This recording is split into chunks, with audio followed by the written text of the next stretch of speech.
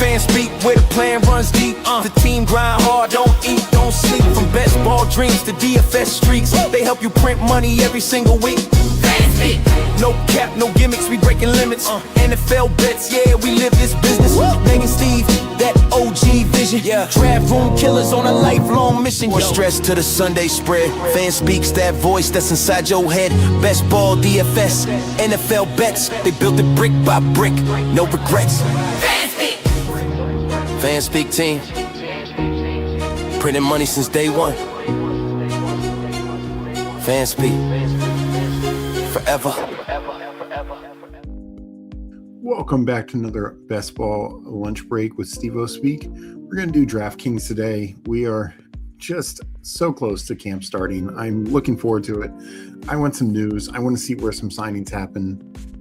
And I think we can, start to make even bigger and bigger stands when that occurs. Because right now there is a lot of unknown for a number of teams, and we're just kind of having to go off the best information that we have. But I think once we start getting camp data, some people are going to stay in their priors, and also some people are going to swing at every pitch. And I think the key is to understand, the difference between smoke and fire, and really, how to approach certain things. Like Meg points out, but the last 2 years we've just heard Jordan Ron on, and I pointed this out as well, just be so wrong on the Giants' backfield, and not just early in camp, but in the week before the season started.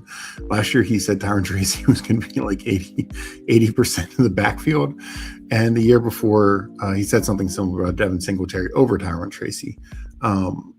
And just neither was ever close to the truth. So it is finding the right sources. It is finding the right way to parse the data and the information. And, we do have some of our priors, and sometimes we have to let those go. And sometimes we have to, kind of lean into them. Honestly, a regret that I have had last year was not leaning in more to Travis, at the time, ETN, but Travis A-Chain, as a lead back in Jacksonville. I wasn't really buying the Tootin stuff, but all the persistent camp stuff about Tank Bigsby, I ended up I think with slightly more Bigsby than A-Chain, and it was a roughly split on them, but clearly one was a massive miss and the other was a massive hit. So I do think we all have to be considerate of like how we take in this stuff. So let me get into chat, and we'll get into some DraftKings. We got Meg checking in. We got Mike, another great day to be drafting. Absolutely. JT, good to see you. We got Hartman in here. Steve Chandler is inner Smokey the Bear. You have to know that it's the difference between smoke and fire kits. Yeah, I know that's a bad time with the fires going on up north, but I do think they're, we see it every year. 2 years ago is rookie Adonai Mitchell. He's definitely going to be ahead of Alec Pierce and all this kind of stuff. And Pierce just dusted him, not even close. So I just, but sometimes that smoke does lead to fire. And that was last year, JCM, there were early reports when they drafted him. Now that one I think was a little easier to connect because there had also been plenty of reports of them not happy about Brian Robinson, and they weren't going to extend Brian Robinson. So that's one that worked out, but it's tough. So it's something we're going to have to really look into more, and as this camp stuff comes out. Got Tim just download the Fanspeak rankings for DK. Nice, Tim. Appreciate that. Did a draft earlier. Grateful for the late wide receiver running back rankings because I have no idea about any prospects or systems. Yeah, and feel free, you want to ask any questions here. Always happy to help. We got Greg checking in. Good to see you. I like being in the middle of the pack of the drafts. Don't like the ends. I generally like being on one of the two ends. Just you don't necessarily get all the falling value, but you can predict your pick after, and not just when you're on like the 1 or the 12, but when you're at the 10, you can say, okay, I'm going to take the wide receiver here because I think I'm getting a running back, or I think I'm going to get a tight end back. I like that being a little bit more in control. Maybe that's because I'm never in control when Meg's drafting, but we'll let Mike psychoanalyze that.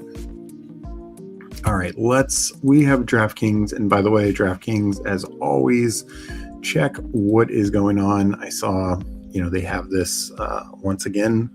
I'll bring it up for people. Promotion going. I opted in. So where is it? Oh, since I opted in,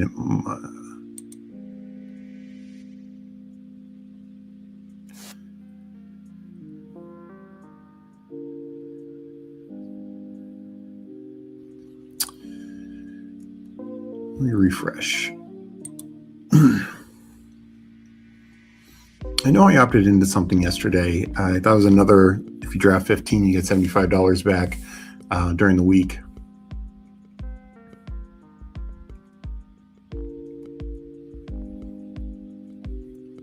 All right, now I'm not seeing it.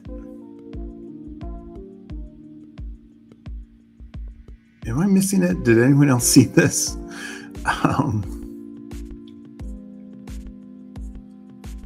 That's the basic best ball thing.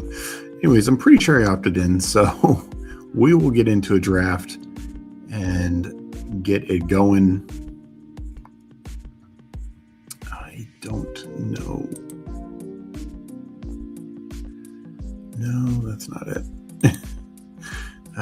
It's a fun website, but a lot of confusing things on DraftKings. All right, we'll get into a draft in a second. Is this a cry for help, Steve?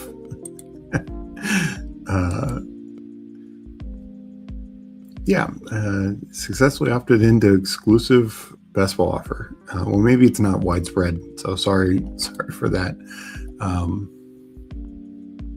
All right, we are going to jump in a Millionaire ticket or Millionaire draft for DraftKings. And then for a second draft, we'll decide maybe we'll do a second one. I have some tickets for some other things. And let's jump into it now. I'm going to enter in 10 seconds. And we'll go over Meg's prompt. As you can imagine, she used Skattebo. But she talked about the skeleton key. I do think backs like Skattebo are somewhat skeleton key on DraftKings, because I think they carry so much extra value. So I'm going to enter in 10 seconds, and in 10, 9, 8, 7, 6, 5, 4, 3, 2, 1, enter.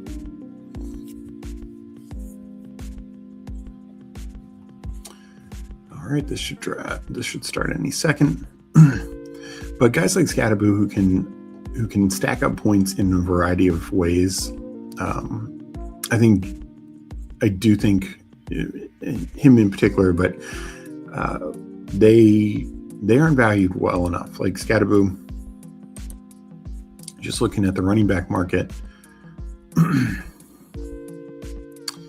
and he goes in this range here, ADP 45, in between Montgomery and Josh Jacobs. Those are solid options, but he goes just 10 spots ahead of Quinshad Judkins. I don't think Judkins is going to have the pass game role. He goes 10 spots ahead of Tootin. I don't think Tootin's going to have the touchdown role and probably the pass game role. I like Swift a lot, and I love the offense that he's in, at least.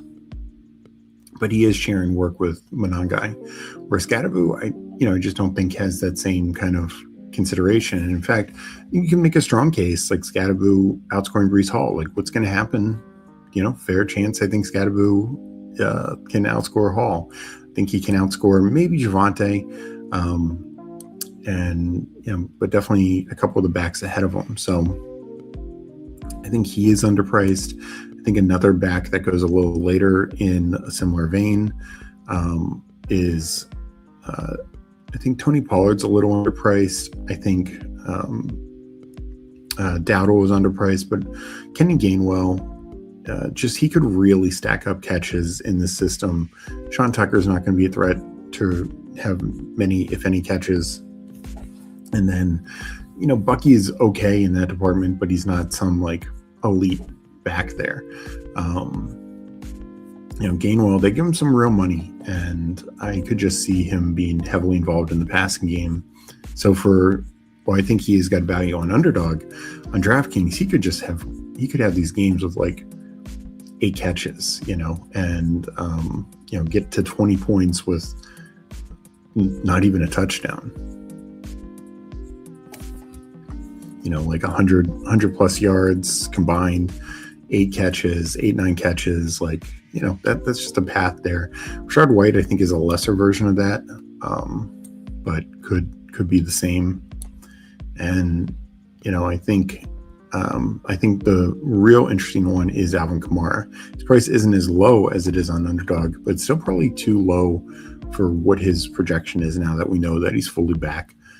He's just been so good at red zone work, but also receiving. And even if he's a 35-40% player, I think he could really have some games where he stacks points with the PPR format. Appreciate that.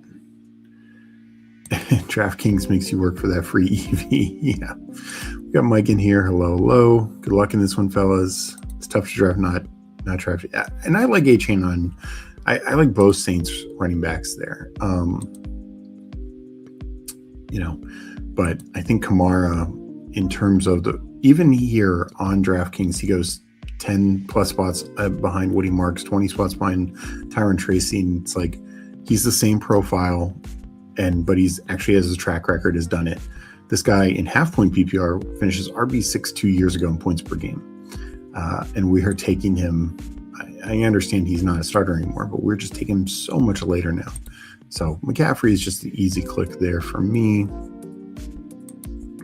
I'm a big Justin Jefferson fan. I like CeeDee Lamb, but Christian McCaffrey can get near as many catches as them, plus the whole rushing upside.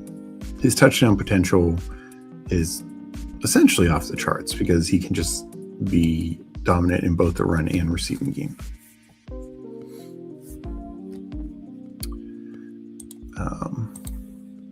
Just quick Skattebo over A-Chain at 45 on DK. Good to see you, Sweet Leaf. Yeah. I do think that's another one where, I think Kamara, like I said, it's hard not to make the comp between Kamara and Tracy. And Kamara's just better. Tracy, I know, has had a spike week here or there, mainly when other guys have been injured or sick.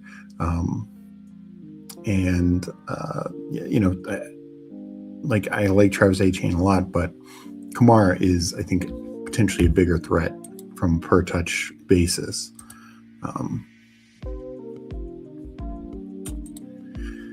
Hartman, how are you feeling about the Josh Downs rise? Not sure if it's the same on both platforms with his ADP rising. Yeah, I think a lot of people are worried about the Alec Pierce injury, and there's some validity there, of course, but we've just never seen Josh Downs be the full-time guy, and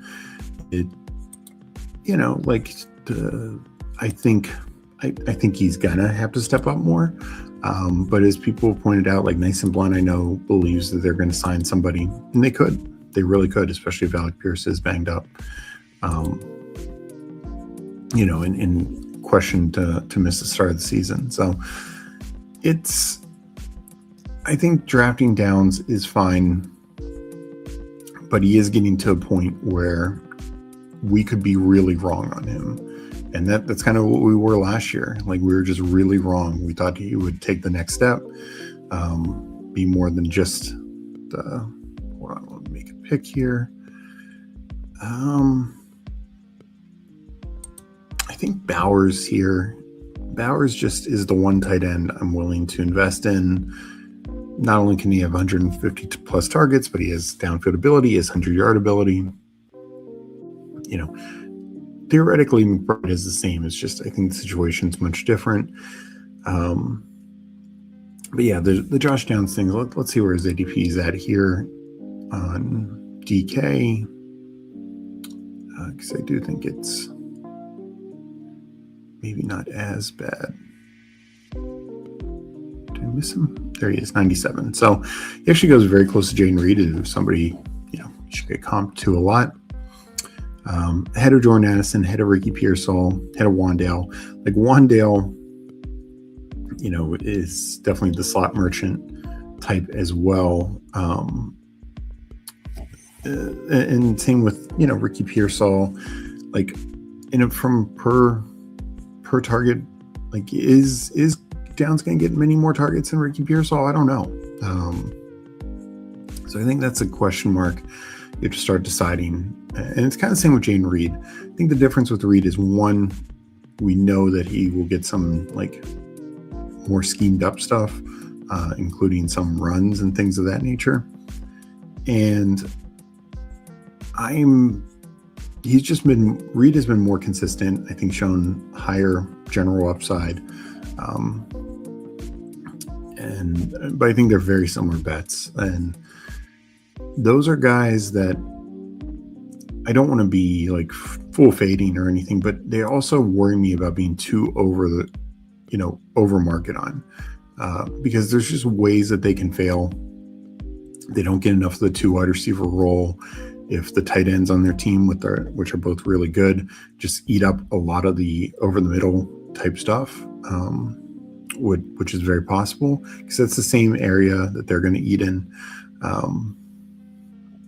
And then, just they don't have great touchdown profiles to begin with. So if it ends up being light in that area and they only get 3 touchdowns, you're in trouble. Even on DraftKings, you'd be in trouble with where they're going. Now, if they get 7, great, but then they're totally paying off that ADP.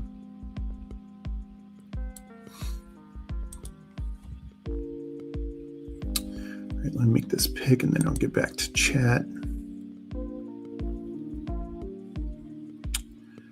And then I do see Bunny Man in here. I will go to the board to look at where people are at.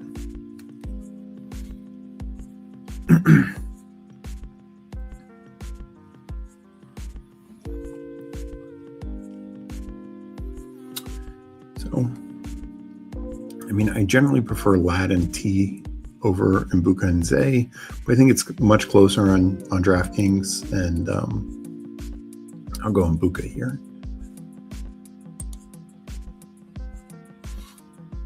So you got Buddy Man. Is anyone else in here? I feel like I recognize some names, but I can't place if they are people in here or not.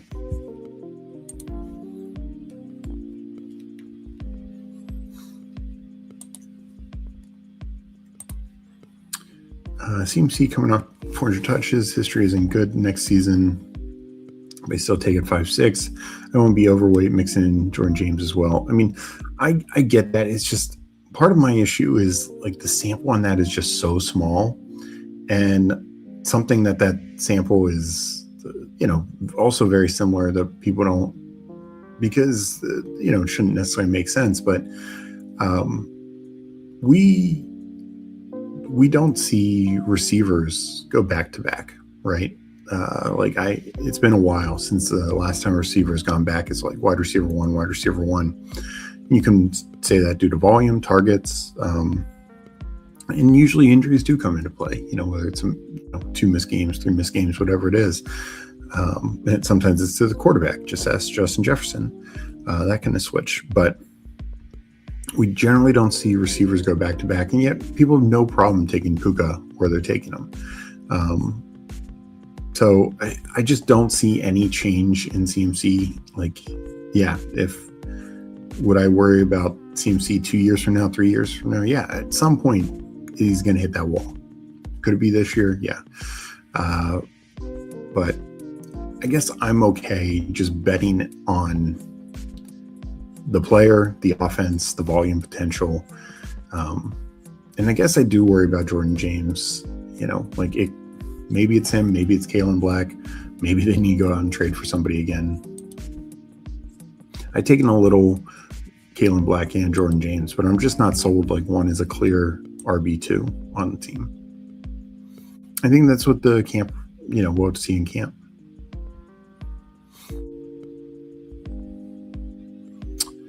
All right, coming up here, I know Meg would say go Skattebo for the bit. I do like Jaylen Waddle. I think Burden is fun.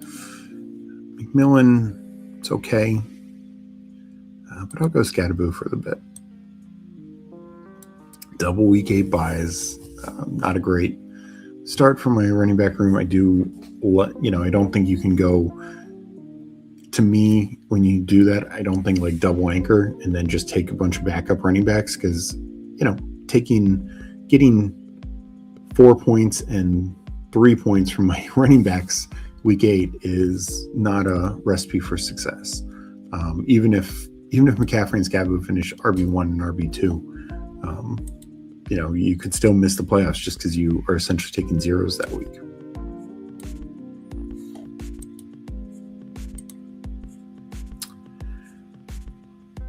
Just watch. Yeah, I mean, I get the track record. I do. At the same time, I think there's always exceptions, and so far he's proven to be quite the exception. Do you like going tight end quarterback late if the draft dictates it? Like last 2 or 3 picks that are there, still good ones available. So swinging out wide receiver. I guess I have generally found on this that those guys don't fall. I mean, Aaron Rodgers, quarterbacks go higher on DraftKings. A lot of times your quarterbacks, like starting quarterbacks, including like Tua, will go in like 170s here. And Rodgers is typically like 150s.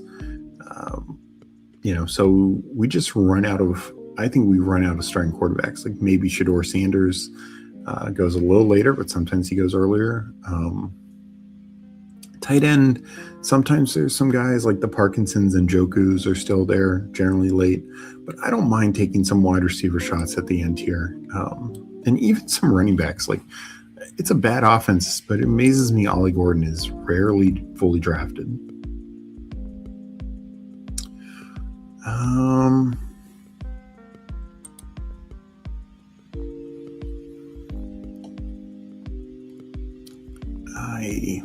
Lamar is so tempting here. I think I'm going to go Lamar.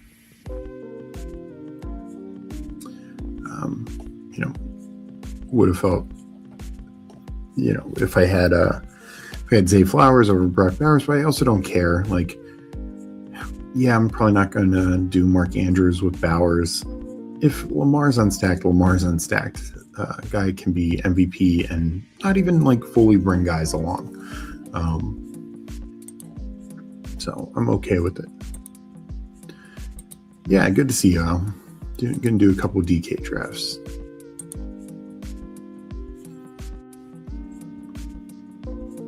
Did consider one of the former Ohio State running backs, Judkins or Travion. But getting an elite quarterback, I think, here I'm doing elite quarterback and tight end. Tight end, I think I'm probably only going to go 2. So it would be Bowers and somebody else. And that's why I'm, I'm also not likely to go, not going Mark Andrews. With Lamar, I'll still probably take 2 quarterbacks, but I feel like I can now wait a good bit.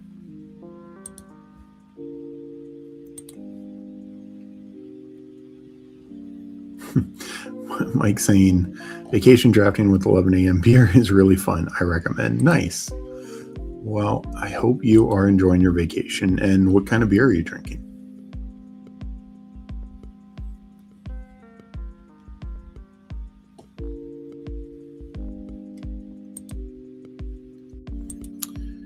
So coming up here,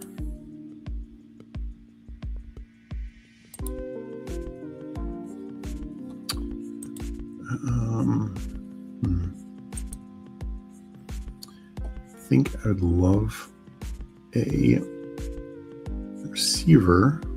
Ideally, Brian Thomas or Tate.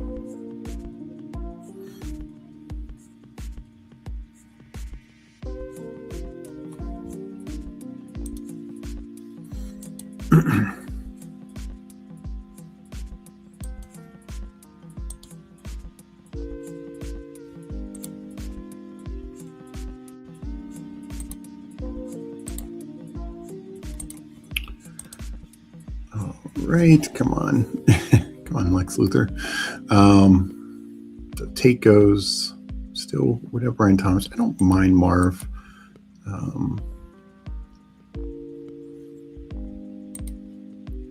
Pollard would be in play.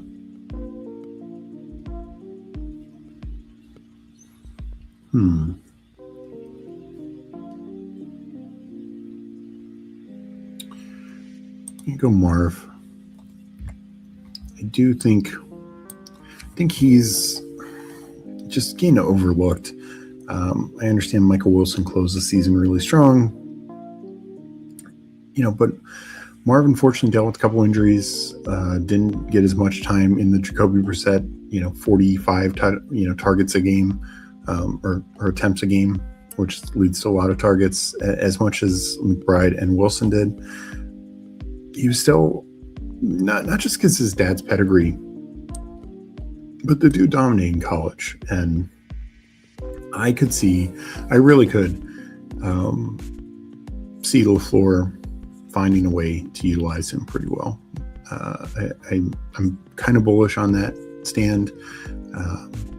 Is he the biggest separator? No, but here's Devontae Adams, and Devontae Adams has become one hell of a receiver. I could see something similar here. And, Marv being more of a touchdown guy, but just being pretty decent value for late 60s.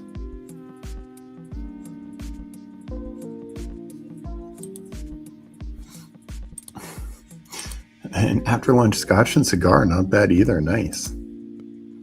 Got a real nice Mexican lime lager from local brewery here in BC. Perfect summer beer. Very nice.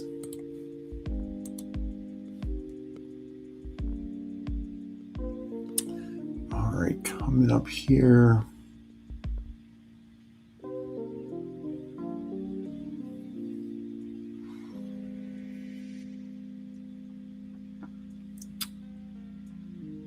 I think I'm going running back.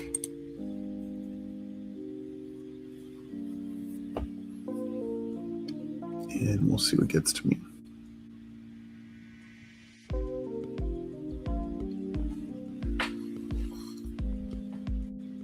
So Warren goes. We'll do Stevenson.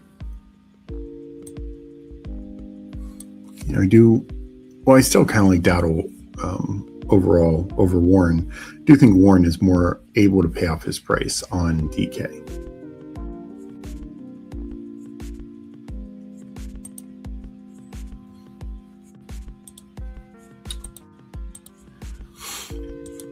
All right.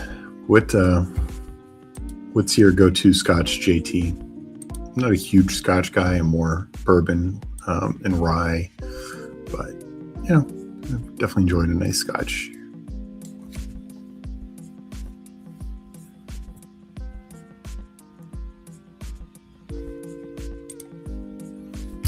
Go to the board.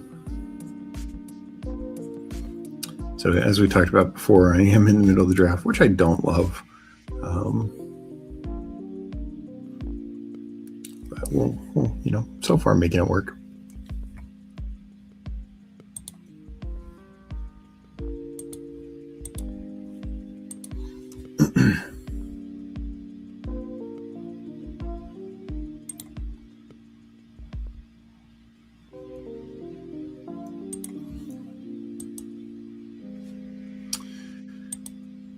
Okay, Sutton goes. I was maybe hoping he'd come back to me.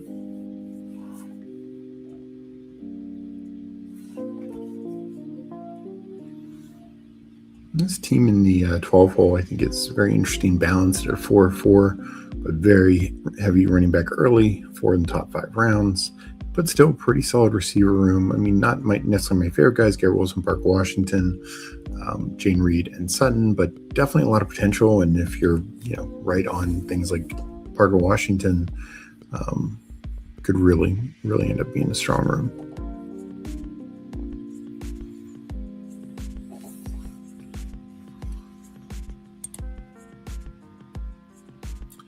So coming up here,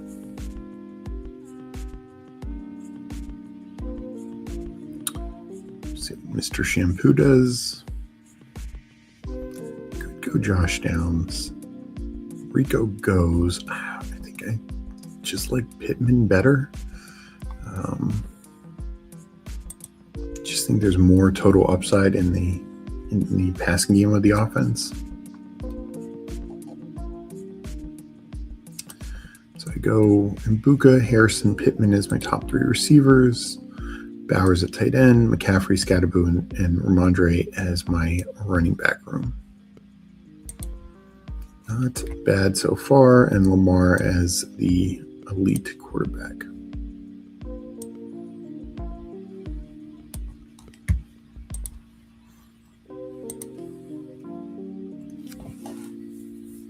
I buy Glenn Levitt for value and for less dirty looks from the way when she checks the credit card bill. Smart. I'm high on Marvin. Yeah, I think people just want to write him off so much, and it's just wild to me. I mean, his rookie year was fine. I understand he didn't pay off his, round 1 turn ADP, but that's on us, not him. Like, that's a good rookie year. His rookie year point total was not far off of McMillan's. And, last year he was okay, for when he played. Wasn't consistent, but neither were the Cardinals. And like I said, he missed out. He got injured twice. I just think had he been healthy last year, we'd be talking about him 20 picks earlier. I mean, look at what he, at the end of the season did for Michael Wilson's ADP. You mean to tell me we wouldn't be, drafting Marv at like 45 to 50?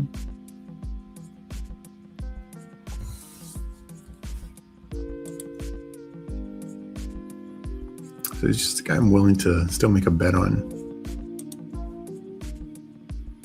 It's an offense that I think is generally mispriced. So I think he's the one guy that you maybe can get some value out of, which is fun. And sure, like maybe McBride is the guy you need in the playoffs, but it just feels like a bad price you're paying for just the hope and the prayer that he's the guy you need.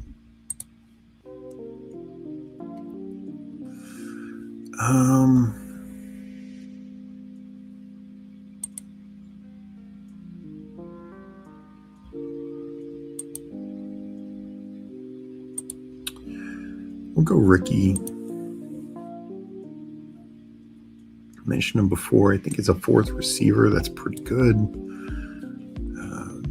Didn't mind some of these other guys. I can wait on tight end. Quarterback. With Lamar, I'm okay waiting a round or 2.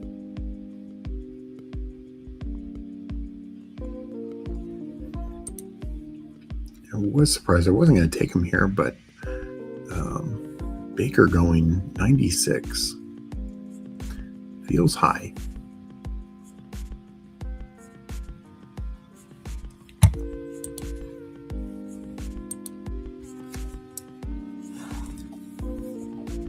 So Purdy goes right behind. Didn't think he'd get pushed back. A lot of guys I was considering taking Rashard White, Dart, for sure, but I think taking Ricky with where my build was at, getting a 4th receiver, I feel pretty confident in. That's where I wanted to go. Probably end up with 9 receivers on the team, and we'll let it play out from there.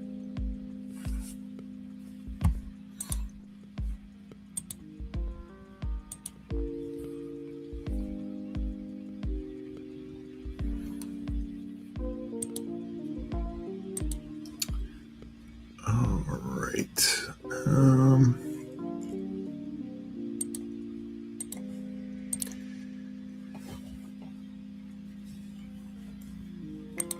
on the clock. I think I'm just going to take Bo Nix. To me, it's just too much of a value. I just got Nix at, I know like ADP wise, he's only like 5 picks off his ADP, but he's still falling. Bo Nix to me should be a top 100 pick. It's just, I don't understand why he's not. He has been in the league 2 years, and of all the quarterbacks from that draft, he's looked the best. Now, May and Daniels have shown higher upside, and Caleb probably has a higher upside as well. But Nix has been 2 years in, has looked really good both years, finished as quarterback 7 both years. It's the same offensive system. The code, the play caller, Davis Webb, might change, but from all reports, he's got a really good relationship with Nix. They go out and add a weapon. Their offensive line should be one of the best in the league. I just don't see the downside. And people were worried about the Denver defense, Nix isn't going to throw a lot. They were 5th in the league in pass attempts last year. They're honestly inefficient in touchdowns. That can change. I think that very well can change, especially with another big-time weapon. It's Nix, to me, has just such a high % chance of being a top 10 quarterback. And not only that, he's got a sneaky chance for top 5. If his touchdown rate was much better last year, his volume was there. He has a little on the ground. We'll see if that changes coming off the injury, but I just think he's criminally underdrafted. So I'm going to just load up on him.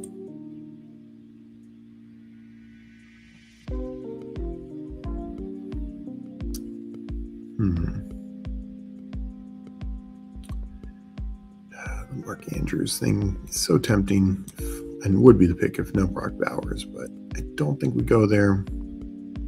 We'll go Romeo Dubs.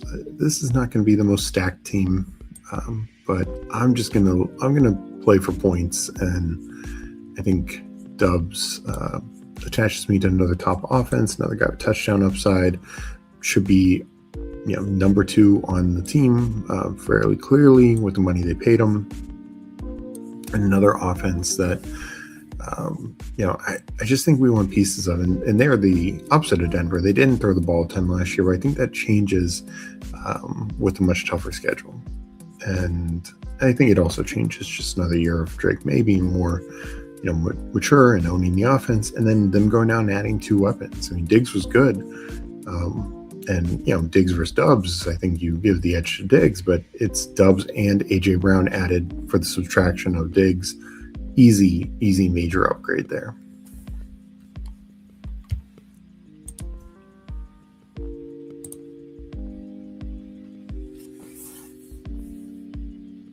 Got Scott in here. Nix is great in basketball. He'll have those 30-point and more games. Now he has Waddle. He's going to smash. Redraft, I feel, is a little different. Yeah. And Nix is, I can see him being a less appealing redraft option. But I completely agree. On best ball, and this is why I just prefer best ball. Even if you're doing redraft with friends, I think all fantasy should be best ball. Why should you be penalized for having the best player on your team? If you're smart enough to acquire them via trade, via waiver wire, via draft, you should be rewarded. That's my take. But yeah, I just think Nix gives so much upside and nice insurance number 2 pick with Lamar. I just look at it. I should be dominating quarterback points, and didn't pay an extreme price.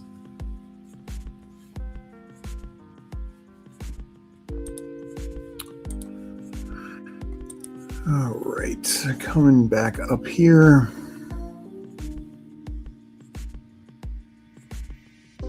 This is not a great running back range. I don't mind Woody Marks. Kamara, Spears. Spears I'm indifferent on. We just got another receiver.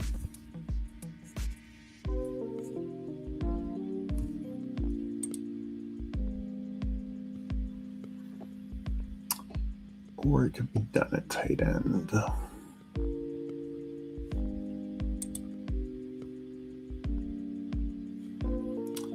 I think I go receiver.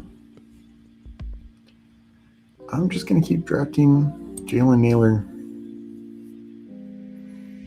I do have Brock Bowers, so it'd be two pieces of the Raiders offense, but I think Besh is going to compete a little bit, but it's going to be Naylor, Tucker, and Besh as the wide receivers. Brock Bowers is the true lead target. And for where we're getting these other receivers, easily he can pay off. Hello from Canada. Good to see you, Wicked. Hope you are doing well. And hope you guys aren't, dealing with too much from the wildfires.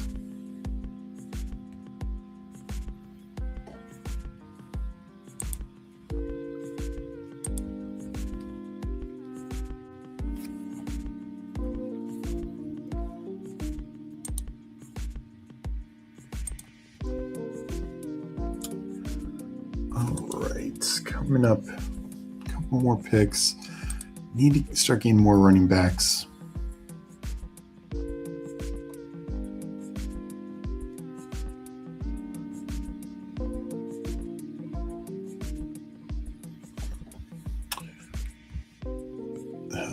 I just saw the Ian Rappaport, Kyler Murray, JJ McCarthy quarterback battle will go right up to the start of the season. I don't believe you. I mean, JJ McCarthy would just have to be such a night and day difference from what we saw, honestly, these last 2 years. I mean, didn't see much his rookie year because he got injured in preseason, but he was nowhere near ready to run an NFL offense.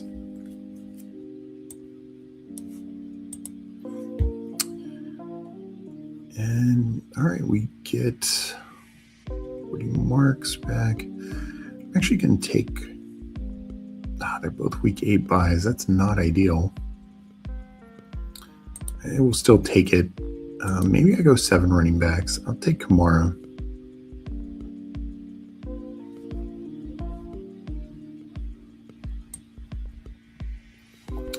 So I'm going to have to watch on the week 8 buy for running back. But yeah, I'm just, there's no way I'm believing JJ McCarthy is anywhere close to being ready.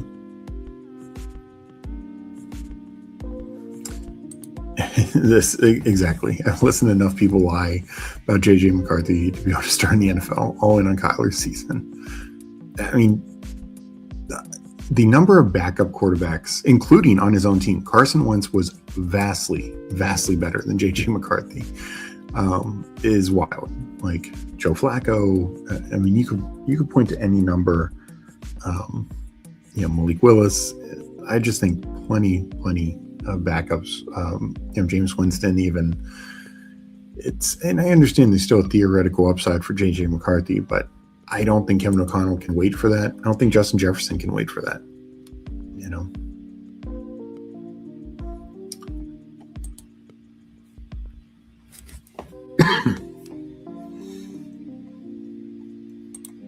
Oh, of course, Wicked. I'm about Bo at 10%. Oh, wait, let me make my pick. I'm on the clock.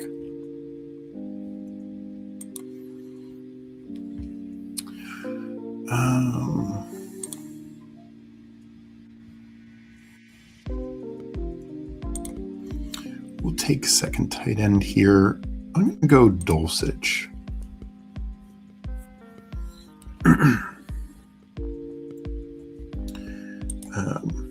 I actually have Bo at 10%, but I do understand people not being super stoked about him. I should watch lots of Denver last year and go through stretches of looking absolutely horrendous.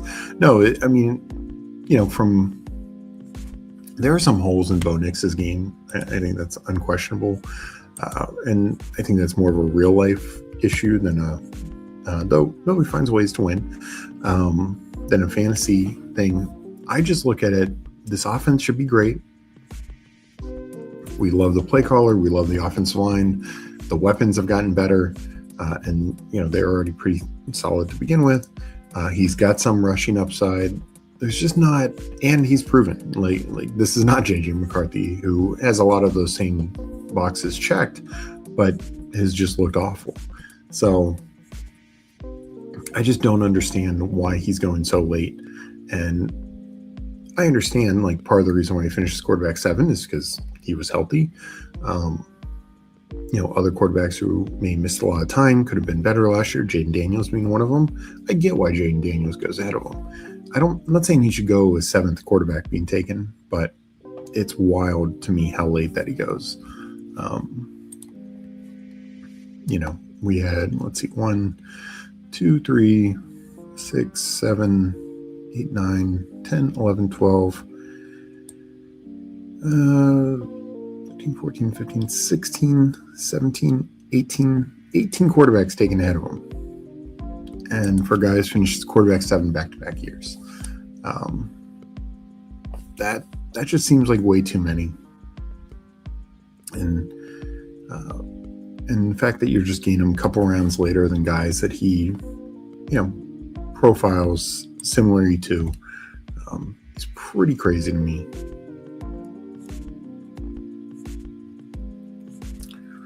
All right, back on the clock here.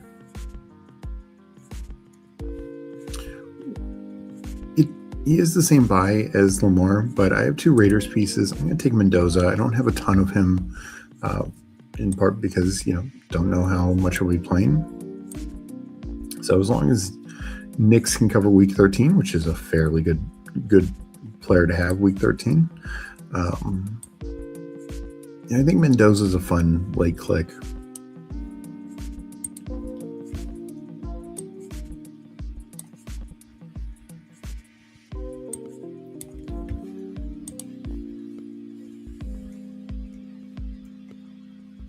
We got Brett checking in. How's it going? Doing pretty well.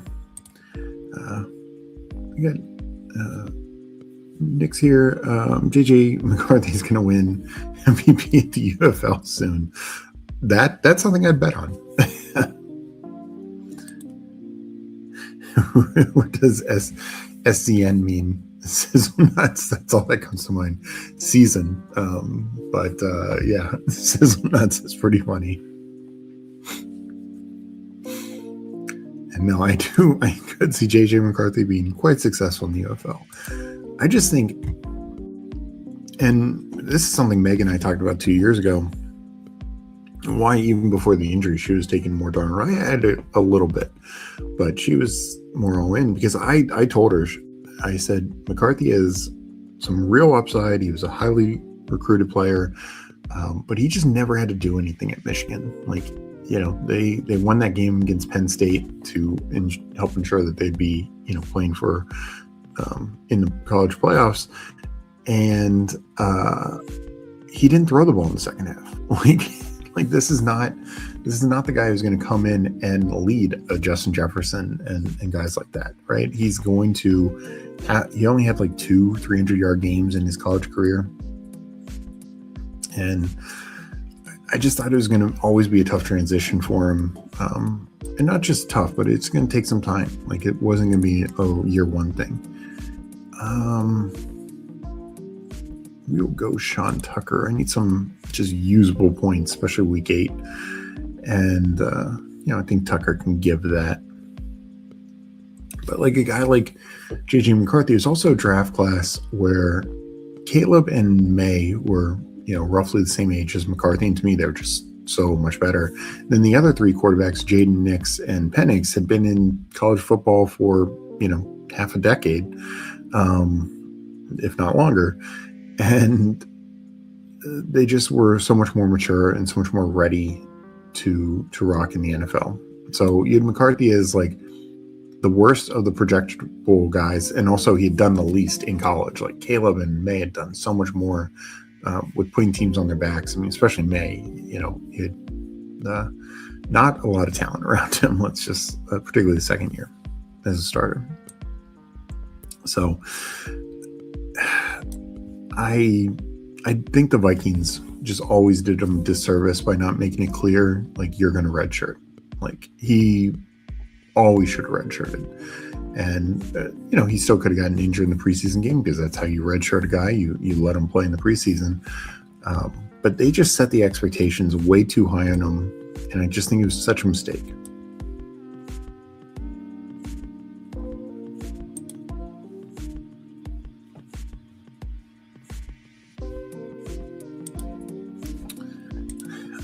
No worries, Wicked. Not only does the JJ stuff feel like the type of story comes out from a slow news cycle. Wait, I'm on the clock.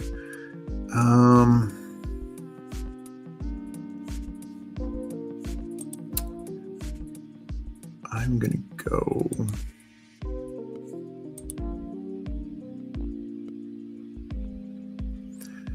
I'm going to go Nicholas Singleton. I'm just trying to mix him in a little bit more.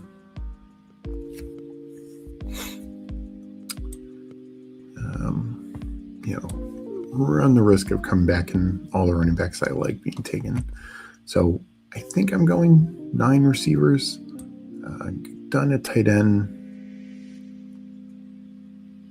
I have 6 already. Maybe I could stop at 8. 3 more picks to go. Done at quarterback. But back to FK's comment. Feels like the type of story that comes from a slow news cycle, but anyone in the organization who truly advocated for him is gone. Yeah. So like this feels like it's coming from, like, what's a coach going to say? Like, coach is not going to, even Kevin O'Connell, and whether it's coming from the quarterback coach or whatever, like, they're not going to say he's terrible. Like, we're not hearing that from Anthony Richardson, from the Colts and Anthony Richardson, right? And that is just as well proven. And in part because Daniel Jones is coming off an injury, and same with Kyler. Like, Kyler has had a checkered injury history. So now Carson Wentz is there. But I just think they're not going to try and, like, just kill this guy's confidence, kill any future potential trade value. I think they are going to be just looking to, this is going to be one of those where I think it's not even this bad, but it's going to be like that Brock Purdy, Trey Lance battle where outside of Grant Cohen, everyone knew that it was Brock Purdy. Like, as long as Brock Purdy's elbow did not fall off in camp, like, he was going to win the job. He was just so much better than Trey Lance. And that's the case here. Like, Kyler, I don't care what you think on Kyler. He's just so much better than JJ McCarthy. So let's grab a receiver. We will get some Denver piece. I'm fine with Franklin. Franklin or Bryant, I think either is fine pick there. So yeah, I mean, I hate that these stories come out because, and I get, like, the Ian Rappaports and them, they have to report it, right? Like, they talk to some source and they tell them, and if you wanted to confirm it, all you have to do is call the agent. I'm sure the agent's going to hype it up just as well. But, like, yeah, I just don't think there's anything there. I don't think there's any, like, real data to support this. I understand Kyler is on a minimum deal essentially, and they have nothing invested in him. But what they have is they're not going to waste the season. They're not going to waste the season of Kevin O'Connell, and they're not going to waste the season of Justin Jefferson, is the way I look at it. Some people shine in college and just can't transfer to the pro level. Absolutely. And I think it's especially true when it's a guy like McCarthy, who, this was my concern, is the team was so good around him. I mean, so much NFL talent across the board. I mean, 2 tight ends, the national championship team, AJ Barner and Colson Loveland. Some receivers who've gotten into the league, not at necessarily a high level. Blake Corum, they had other running backs on the team, offensive line, defense was insanely talented, and he just didn't have to do anything. And this is not a knock on McCarthy, but he was not put in a position where he had to grow and excel, and they were protecting him. So yeah, like, when he goes to the NFL, like, no NFL team can really get by with that. Like, I don't care how great your defense is. I don't care how great your running back is. Anthony Richardson just being a perfect example. I mean, look at the offensive talent that surrounded Anthony Richardson. Didn't mean anything. Like, he couldn't get it done. And same with JJ McCarthy last year. He's one of the best receivers in the league, and Justin Jefferson doesn't mean a damn thing because he can't, get the ball near him.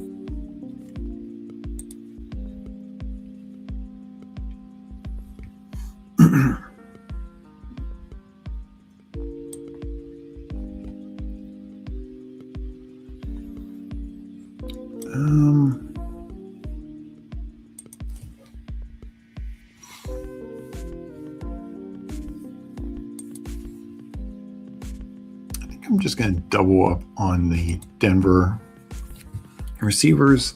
If I'm going 9, I have an extra spot to play with. And I think there's plenty of weeks where one of those two, Franklin or Pat Bryant, are going to be fantasy relevant.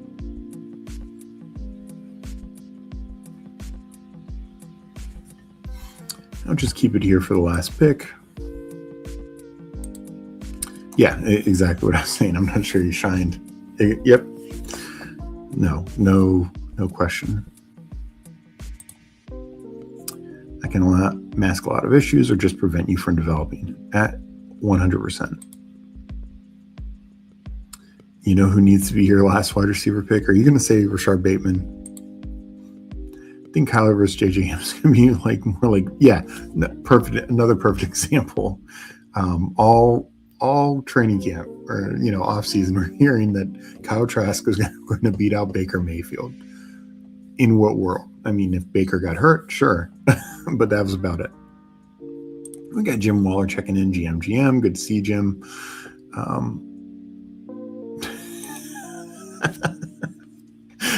World just tweeted the Vikings are optimistic about Prosper. So clearly, whoever this source was, I'm sure it was the quarterback coach or offense coordinator or somebody.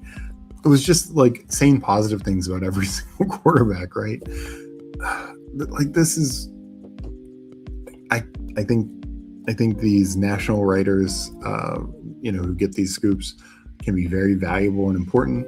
But this is the thing that should, and I know you need to report this, or otherwise you're not going to get the information leaked to you the next time. But goddamn.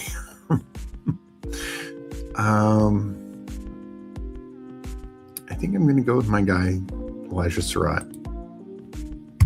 Get Lamar his late stack. Not sure if that's who Mike was pointing out, but yeah, it's just like when clearly they're just building up the entire room. Like, yeah, maybe don't report it. Like, I wish that's how these guys could handle it. Like, have some discretion. WFN Warehouse, Max Bros rejoice. Yeah, this. Corum had 5 more rushing touchdowns than JJ McCarthy had passed in their final year, and he went in the 3rd round. Exactly. And there was a split backfield. They had Edwards and I can't remember the third guy's name a little bit. It was just, yeah, not the profile of the collegiate profile of a top 12 pick. I'm probably a Minnesota boy who wrote that up. We have soft spot hearts for go first turn Vikings. Fair. I am an or team. Oh yes, that would have, well, maybe not made sense, but I will never understand the Brosy roster spot. Yeah, it's an interesting one. All right, let me go over my team and Buddy Man's team, then we'll get into another draft. So, I kind of backstack this, like lazily stack this. And for me, I think that's fine. Like, I'm gonna hunt for value first and foremost, and that's what I think I got here. Quarterback room: Lamar, Nix, Mendoza. As long as Nix isn't injured week 13, this should be pretty good. And Mendoza gives me maybe some intriguing closing value. Like Raiders have a great playoff schedule. If he is a game, we see it every single year of these guys who, produce games that you just wouldn't expect start of the year. So that could be a fun in the playoff format, and it doesn't even have to be week 17. It could be like week 15, and that's what pushes the team through. where he has like a 30-point game and Lamar and Knicks are in the low 20s or something like that, and that difference could be what gets me through. Running back, McCaffrey, Skattebo, Ramondre, Alvin Kamara, Sean Tucker, and Nicholas Singleton. So only 6 running backs. 3 are week 8. Not my favorite there. I did consider throwing in a 7th running back for that reason. I think as long as I don't just take like stone zeros that week, particularly for Ramondre, can have a pretty nice week. I should be fine there. Receiver room, Mbuka, Marv, Michael Pittman Jr., Ricky Pearsall, Romeo Doubs, Jaylen Naylor as my top 6. I think all those are 1s or 2s. And then Troy Franklin, Pat Bryant combo with Surratt to get some late stacks there. But also guys who I think are intriguing. I mean, Franklin and Bryant, like I said, are essentially sharing the third pass catcher role in this team, not just from a receiver standpoint, but without them having a primary tight end, I think there's a little bit more value there for that role. And Surratt, wide receiver 2 is pretty wide open right now, so maybe he can push for that. I think Buddy Man was the only other Fanspeak member in this draft.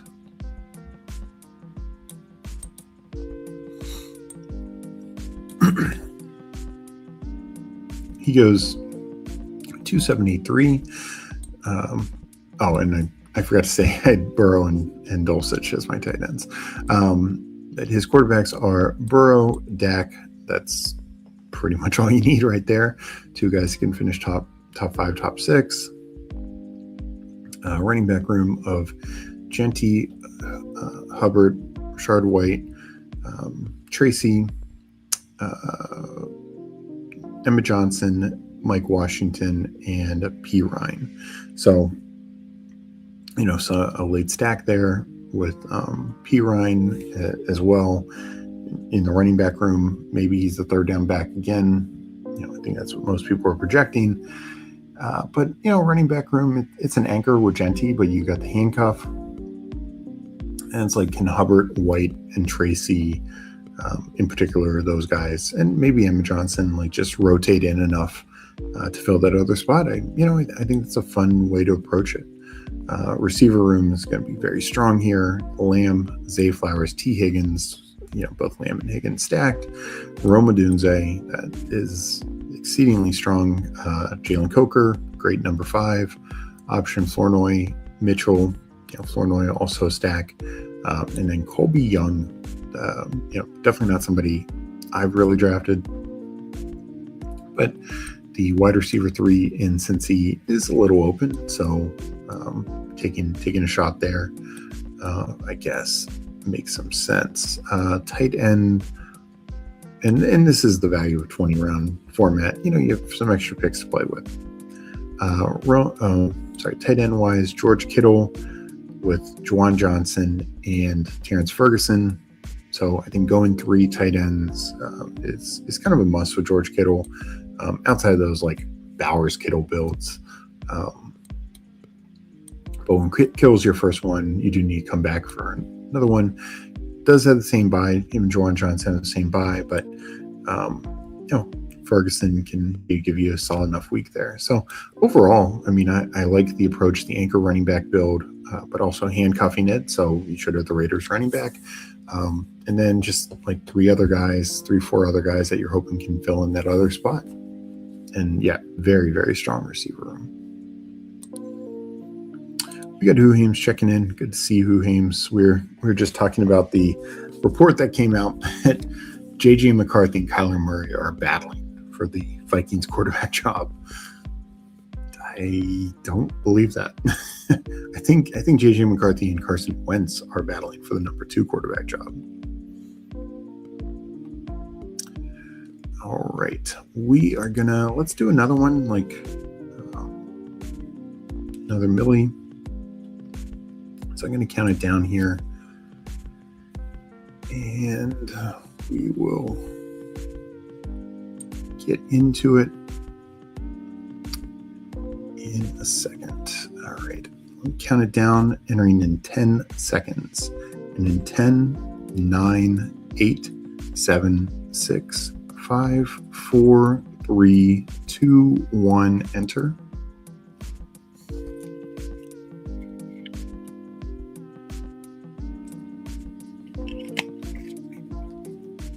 Ooh, looks like we got a fresh room, so sorry about that.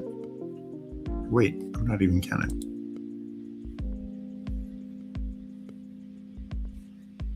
Okay, I hope this works. Exactly, that was our point. And FK also said at the same time, RotoWorld posted something like they believe in Max Brosmer. It was clearly the quarterback coach or whoever just made positive comments about every quarterback, and now everyone's running with it. I mean, I just don't know. I don't know how some people still fall for that kind of stuff. And I get that it's a different, and I think this is Huan's point. It's different than, like not even the Joe Burrows of the world, but even like an Aaron Rodgers. Like they are not going to say, it's a quarterback battle between Aller and Howard and Aaron Rodgers and Mason Rudolph. Of course not. He's more established. But there's just no way that Kyler loses this outside of being injured. Yeah, I mean, if they could turn back time, that's that is something I think they would like to change. Well, the other thing, the craziest report, this came out, I think this is The Athletic, about when their GM was fired. Last offseason, the Raiders reportedly offered multiple picks for J.J. McCarthy. And, this is before they then traded for Geno, and the Seattle went for Darnold. So it would have been, Vikings retained Darnold, and then they would have gotten multiple picks. Unclear. I don't think it was last year's first. I think it would have been like a second last year and a first this year for the Raiders. I thought that's what I read. Can't remember if the compensation was truly spelled out or if that was just speculation. Either way, boy, do they wish they could have done that, right? I mean, man, to have Darnold back and get multiple picks for J.J. McCarthy, that would have been absolute home run. So I got the fourth pick this time. Did anyone get in here? But we got Buddy Man again. Let me know if anyone else got in here. And good luck.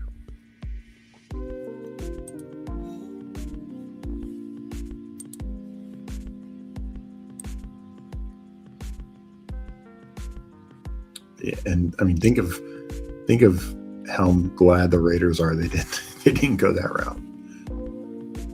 I mean, Geno was bad, but they gave him a third rounder for Geno. Like, I want to say it was like a first and a second, maybe even more, for McCarthy. Man.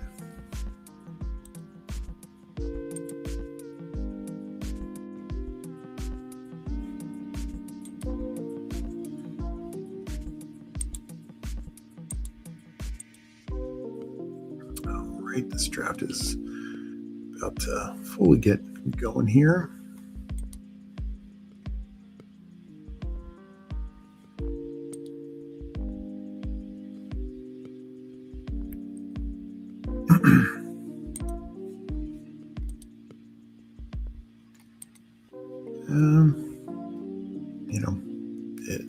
For me, it's the top three, and then pretty open. I think I will take JSN over Puka. I know I'm in more the minority camp here, but I can't, get over the fact that, Puka does not finish wide receiver one without the Adams injury, and also without Matthew Stafford just having an insane year. Two things that are nowhere near guaranteed to happen again. And like I mentioned before, we don't generally see wide receiver ones go back to back. So, more likely than not, Puka is somewhere in the top 10 of wide receivers. I think Seattle's going to throw the ball a lot more. I just think he's a better all-around player. And, I don't worry too much about Kubiak leaving. I, very much love Kubiak. But the new coach was just coached under his brother and Shanahan in San Francisco. So I think it'll be quite a lot of the same stuff. All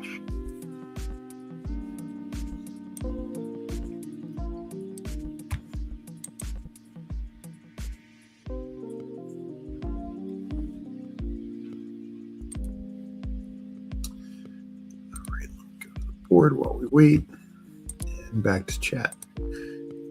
Well, it's okay. The Vikings drafted JJM. It's not like they let a Super Bowl winning quarterback walk to play him. Oh, wait. Yeah. I mean, and I get they didn't expect that. But, man, Darnold back-to-back years. What a reclamation project. I know fantasy-wise he was like quarterback 24 last year or whatever, but that was a volume thing. That wasn't – he actually looked really good. And, that's actually why I'm a big believer in JSN. I think he's got perfect quarterback for him. I think the offense system's good. I think this team's going to cook. And I actually think they need to throw the ball a lot more. No Kenneth Walker. Charbonnet coming off a major injury. They're not going to be – one of the top 5 teams in rushing attempts this year. And also I think the defense takes a big step back. So big might be too strong, but it takes a step back. It's not as shut down and as an elite as it was a year ago. So I just think all that combined with a tougher schedule, a division that's very competitive. I just think you have a lot of shootout potential. And when they did those games, man, did Darnold and JSN cook. So, Darnold only threw the ball 477 times. I would not be surprised if they throw the ball 100 more times, like 570-ish. So, to me, yeah, just sign me up.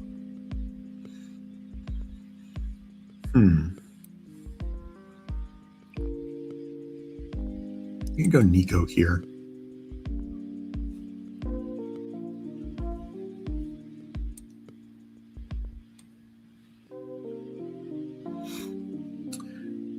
I like London. I mean, not great having your first 2 picks same bye, but more so, I would much rather rely on the Texans and Stroud than, the Falcons and Tua, to get my receiver to where he needs to be.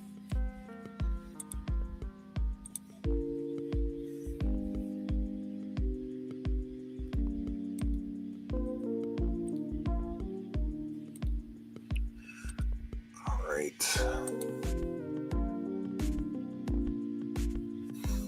I've said a few times where I think Darnold has become the next Stafford, can make all the throws, spam his receivers. Yeah, and he's got a big arm like Stafford. I mean, Stafford's it's a fun comp for him. Former top pick. Darnold didn't go first overall like Stafford did, but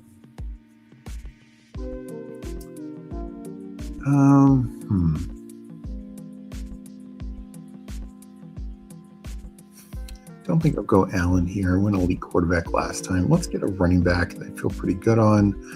I will go Kyron here.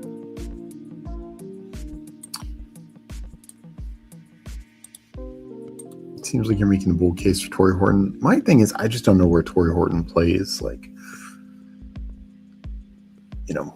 They just signed JSN to a big deal. Or not. Well, they signed JSN to a big deal, but they just signed Rashid Shaheed to a pretty big deal.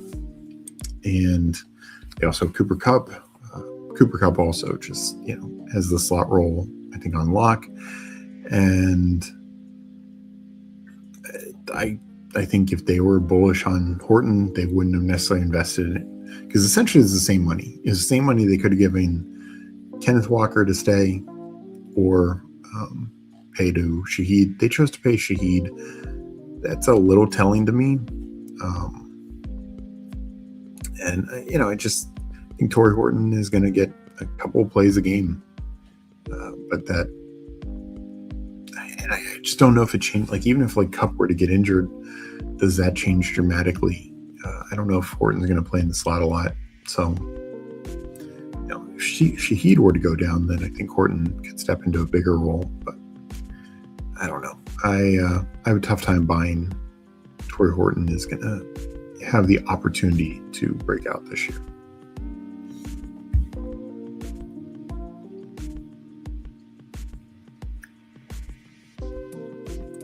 The need for Shaheed, yeah. I just don't think he's going to play in the slot. I think Kupp handles that role really well. We saw that in the postseason and down the stretch in the Super Bowl when teams were kind of keying in on JSN a little bit more. And Kupp stepped up a couple times, didn't, it's more postseason than anything else, but that counts. And they would have had an opportunity to cut him if they wanted to and get out of some of that money. They did not. They didn't even restructure it. So I'm just kind of in the mindset that Cooper Kupp, as long as he's healthy, is out there.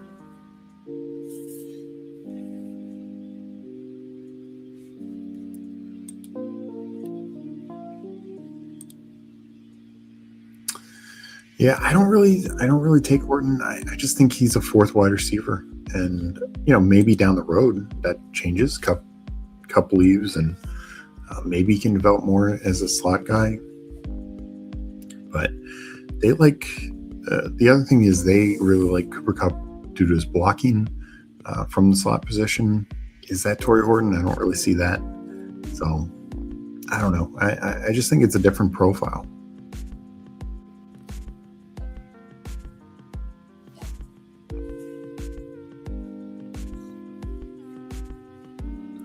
Up here, Skattebo goes, but can go running back.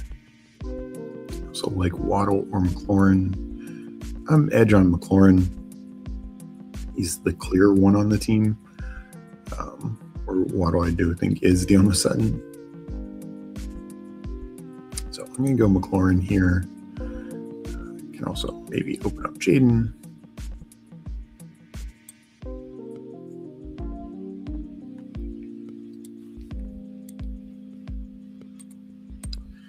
Good air, Jeff. Aloha. Hope you're doing well. Yeah, I think it would be more likely. And no, that JSN has the ability to play inside, but I think that only happens if Kupp's injured. Like, I don't think that's like Horton pushing for an outside role. I could be wrong on that, of course, but I think if Kupp were injured, maybe. They just let JSN to play a little bit more inside, where he was very, very good in college, and his first couple of years in the pros. So, yeah, that we could maybe see.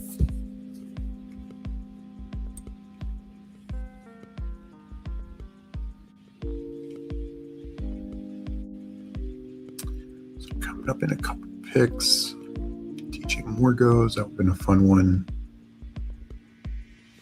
I want to do Lamar again.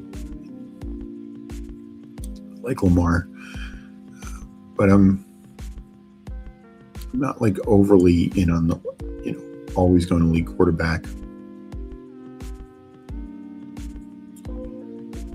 So I think could take another Ram and Devontae, JMO, Watson are fun receiver picks. Montgomery for running back.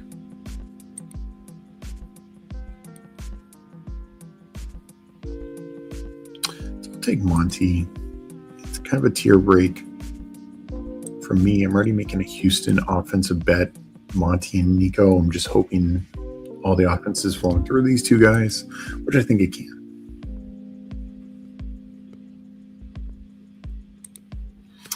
Yeah, I mean, I think Cup is the right type of build. I like taking Cup on teams when I'm taking like some of those spiky or weak receivers, like or rookies who, you know, might take some time to develop. And yeah, it's you know, if you're really, I think on Darnold teams you can make a Horton bet. I don't think there's a great path on non-Darnold teams, because it's like if Darnold smashes, then he can just bring more guys along. And so maybe even if Horton is like this part-time 3-4 guy, he could get there enough weeks. But yeah, the Cup bet is just, you know, more from what we saw in the postseason. We know he's not totally washed, and you know, just has to hit a couple of times, obviously, to pay off. It is much more floor than any sort of ceiling. I don't think he's putting up a 20-point game, but could he have like 3 to 4 15-plus point games? Maybe even closer to 20 points on like DraftKings? Sure.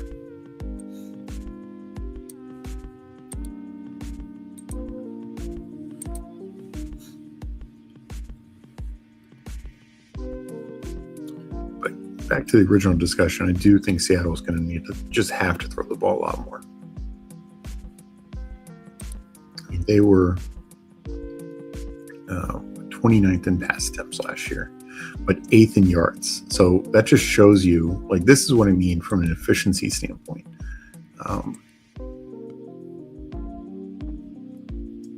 You know, they were 29th in attempts, 8th in yards, 16th in touchdowns. So imagine if they go up 50 attempts, 75 attempts, 100, like I said, and they're middle of the pack. Like, where are they going to be in yards? Where could they be in touchdowns? You know, I just think you could see Darnold just be, you know, borderline top 10 quarterback at that point.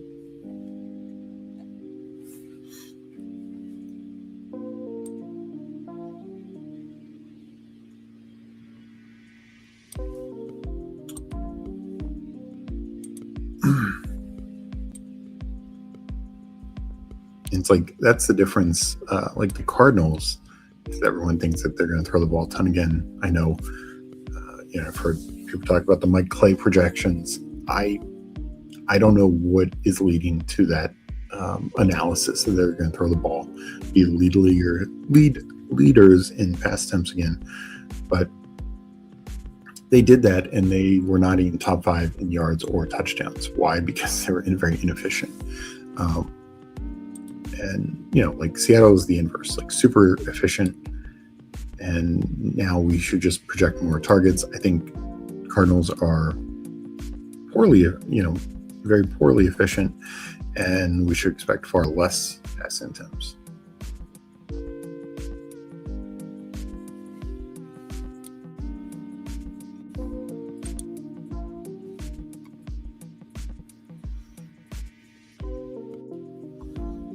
Jaylen didn't come back. Just went. We will go DK Metcalf here. Really thought I was going to get Jaylen back.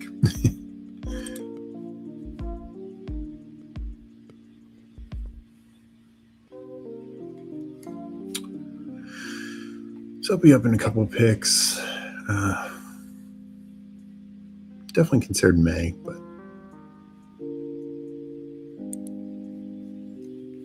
see what gets back to me.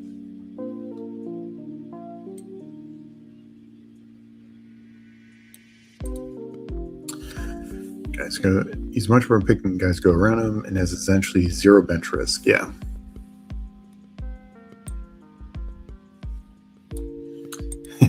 I'm content building my portfolio without taking stabs at Seattle wide receiver 3. Yeah, I mean, that's why I don't take Horton. I think my thing is, I actually think Kupp is very safe. And so in the right build, like if you've taken Adonai Mitchell or, you know, guys like that. Wait, let me make this pick. think I'll just go. Yeah, I'll go Jaylen Hurts. Like these spike week, riskier wide receiver picks. I think Kupp is a 20th round click or an 18th round click on underdog is a fine. He's the chaperone. And particularly if you have a week, maybe a week with like 3 buys, and it's like, okay, I need some like real points this week. I can't just, pray that Chris Brazell is going to actually do something. I like Chris Brazell, but those kind of receivers are going to have plenty of zeros. Cooper Kupp, I don't think is going to have many zeros. I know he had probably more than we would have expected last year, but this is what I mean with volume going up. He's the type that he had 3 10-point games last year, like 10 to 12 points this half point PPR. That could become 5 or 6, and then just even when he misses, it's going to be like 7 to 9 points. So he's just going to raise your floor considerably for an 18th round, last round pick. Very few guys down there can do that. Seattle's facing a bunch of good offenses this year too. Yeah, no, that's what I mean. Like their schedule is much tougher, much more shootout potential for sure. Yeah, and this is the other thing, like injury guys like rookies who might take some time to develop and grow. You want to take Casey Concepcion and Cooper Kupp. That makes some sense. Both at the same buy, but you know what I mean. Like Concepcion's probably not starting the year as the number 1 on the Browns, but he could end the year that way. And Cooper Kupp could just give you, usable weeks throughout. That's who gains point here, save for early production. Yeah, no, I tend to agree. I just think Seattle is just, and that's what was just said, like very underrated. They were just so efficient last year. I don't see why the efficiency would go away with so much of the same system coming back together. Granted, new coach, but same system and same players. Like there's no changes among the pass catchers,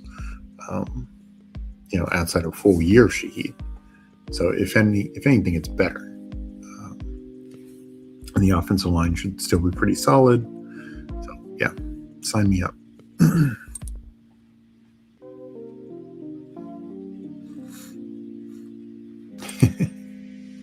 Okay, good one for Hard Knocks. Even Seattle's X account is tweeting if Bryce can win RB1 role. Well, it's much different than national reporters saying that there's a quarterback battle between Kyler and JJ McCarthy. But yeah, that's pretty wild that they can't agree to that.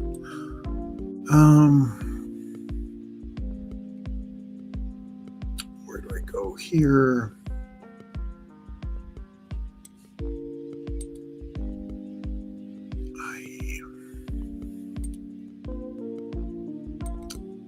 I'll take Downs. I should have taken Lemon probably. A little bit of a fall.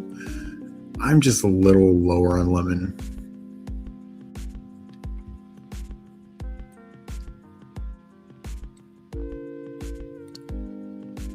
So Downs gives me wide receiver 5. I took Downs to also open up like Daniel Jones is another quarterback option. Since I already have Metcalf, I didn't need Pittman.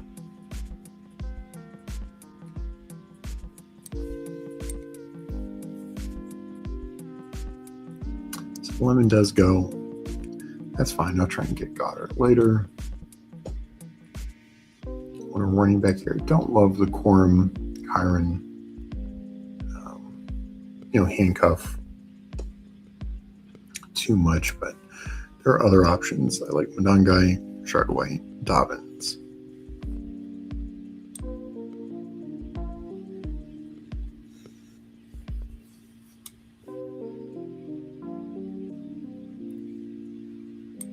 So I'm going to go Monangai.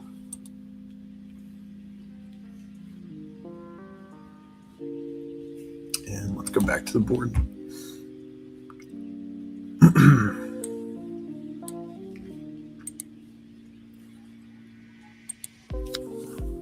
Yeah, I mean, the Seattle running back situation, I think it's very tough for what we're doing in best ball particularly in tournament format. I think it's a little better for like eliminator or weekly winners or even marathon, because I do think Alani's going to have his role. I think Price is going to eventually become the RB1 for a stretch, but then of course Charbonnet is going to come back at some point, and Charbonnet might be slow coming back for a bit, but down, the true money weeks, it could be Charbonnet is like the lead back again. But I just don't think any of us can really know or predict that, and I still can't take Charbonnet at that price. I think it's just too risky where he's going outside of very specialized builds. And the Helani in around 20 is fine, but Jadarian Price, like if he doesn't pay off,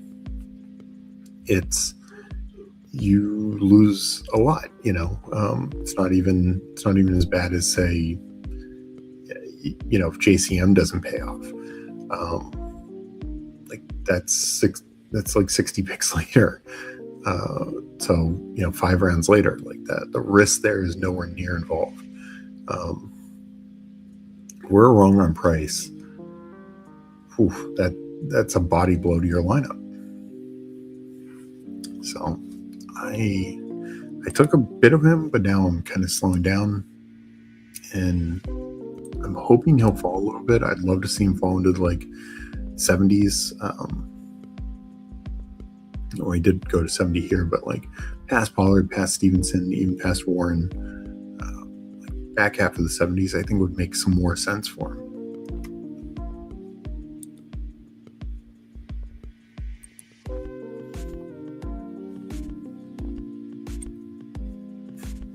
These reports are just wild.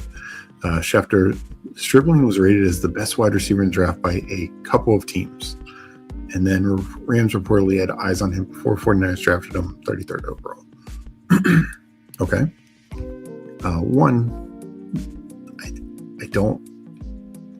I don't really believe that any team had him rated as the best wide receiver.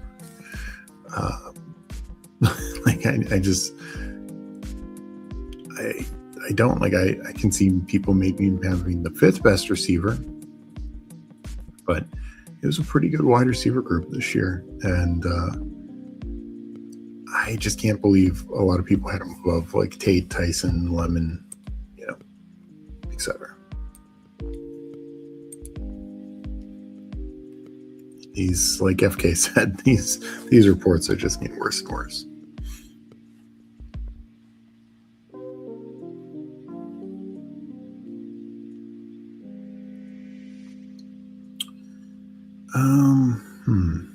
What do I want to do with this pick? I think I'm going to go.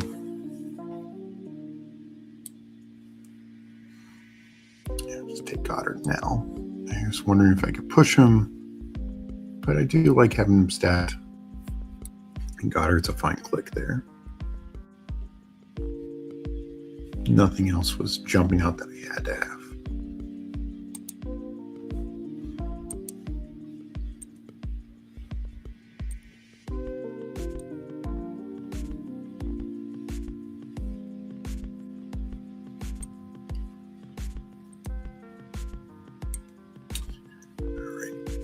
Back up in a couple of picks. We'll leave it here. So I got my first quarterback. There's plenty of backstack options, and Stroud, Darnold, Daniel Jones. So feeling good there. Back. I think it's a little early for any of these. Receiver, definitely some strong options here. Shakir, Concepcion, or Coker. Don't think I'll do the double Houston. And Kincaid or Kelsey would be a fun second tight end. Quarterback, the fall in love is intriguing.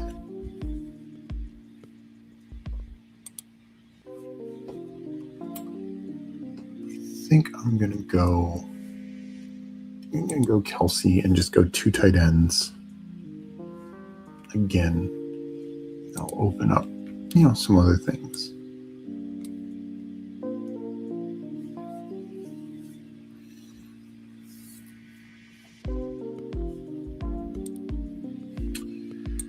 All right, back to the board.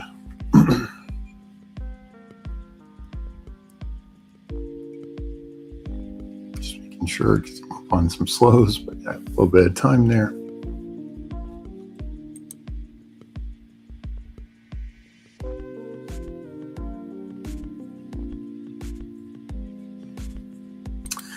At WFN Warehouse, did you bump up Cousins in your rankings with recent revelation? 17 games. What did I miss? Was there some report that I missed?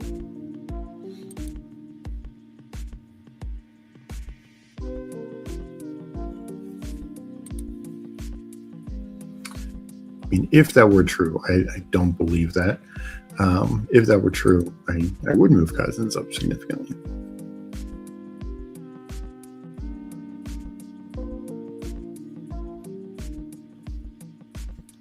Saw the report, Jacoby Brissett and Cardinals still have no resolution on contract dispute. That makes you feel really good.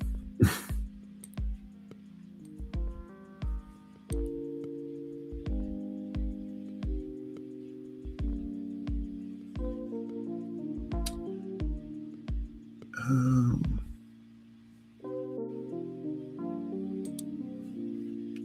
right, coming up here, done at tight end. Goddard, Kelsey. Running back, I feel like I need help. This might be a 7 running back team because I think wide receivers are very strong with JSN, Nico, Terry, Metcalf, and Downs to start.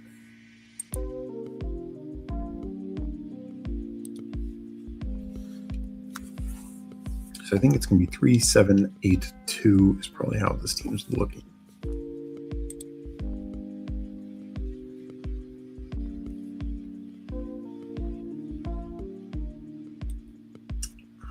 Right, coming up in a couple. Wait a minute. Oh, jeez. Please tell me this draft. Did I just see Yoshivas get taken? Mitchell Tinsley? What is going on here?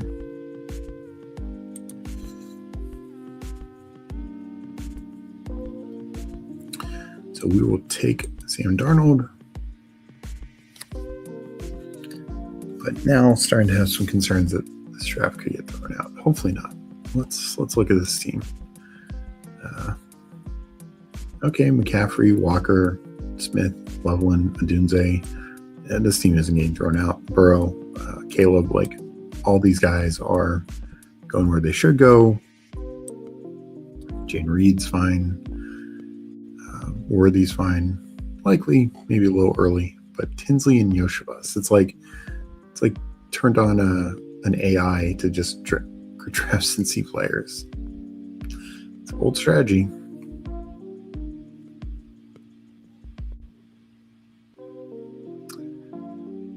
Well, I'm not going to fear.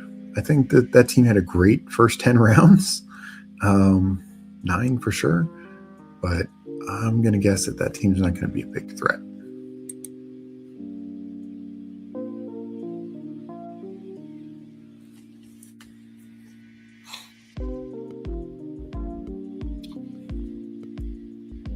Might just take the third quarterback here.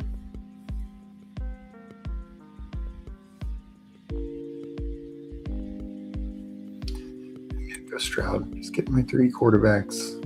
Already have, stacked up really well.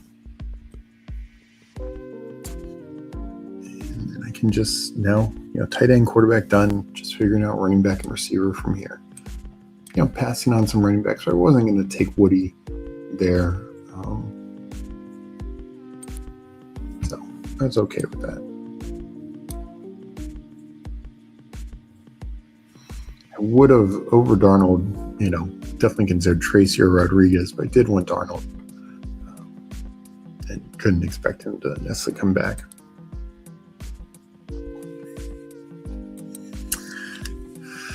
All right. Well, Meg will run with that. That's what she's been saying. I just don't buy it. Like, do I think Cousins starts the season? 100%. But the last time first overall pick sat the entire year was Carson Palmer, 2003. We've seen others like Eli Manning sat 9 games. Jared Goff sat 8 games, 9 games. Baker Mayfield sat like 4 games. We've definitely seen others sit, but and then if you extend it beyond just like just quarterback one and just not first overall pick, we've seen others sit for some games, but not too long. So I still think second half of the year is probably going to be Mendoza, but we will see. I mean, more of these reports is interesting, but kind of similar to the JJ McCarthy stuff. I mean, it's actually kind of the opposite of it, but I think just kind of I take it with a grain of salt, because all it takes is Mendoza to look NFL ready and the team to be struggling, or Cousins to be struggling.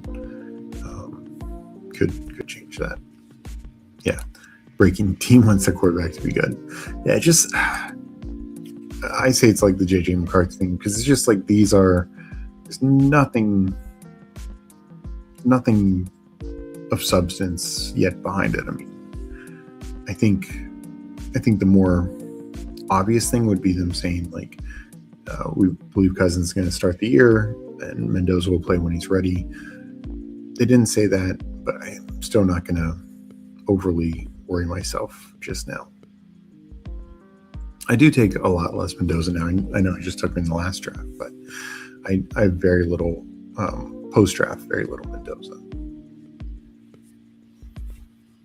I personally think Mendoza should be going, in like underdog around 17 or 18, and here kind of the same thing, like 17 through 20.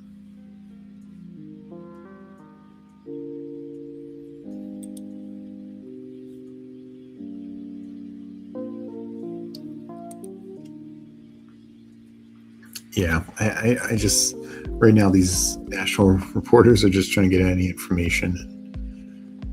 I just don't know.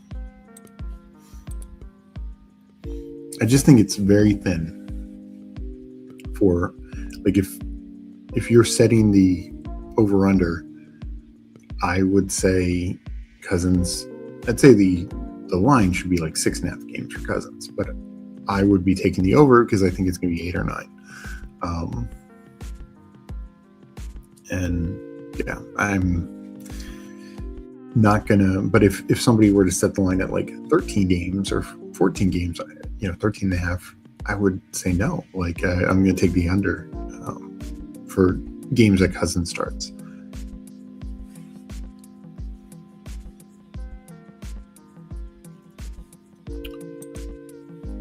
Right up in one pick.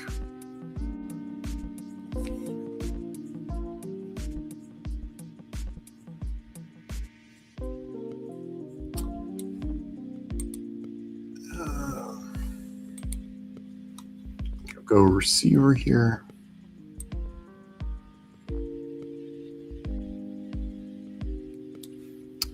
We'll go Trey Tucker.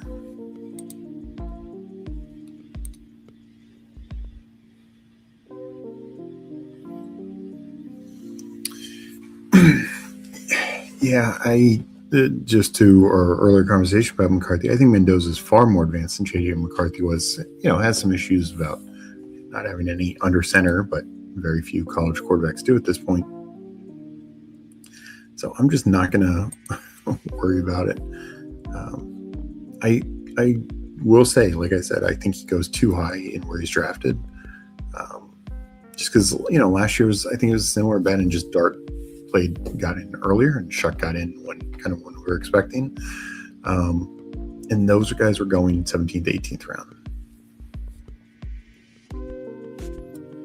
Go Dylan Sampson here. And go back to the board.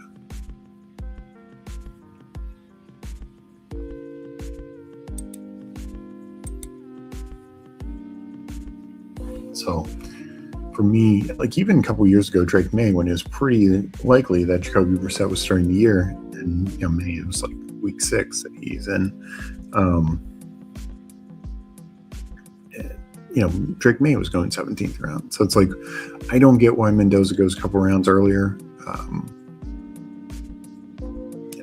To me, that doesn't make sense, because I don't think it's likely that he starts all season. Cousins would have to get injured in camp for that to occur. And even then, like depending on when the injury is, they might bring in a veteran to give him a few weeks. So without him starting all season, I just have a tough time taking him where he's going. Yeah, Wicked. I think he's,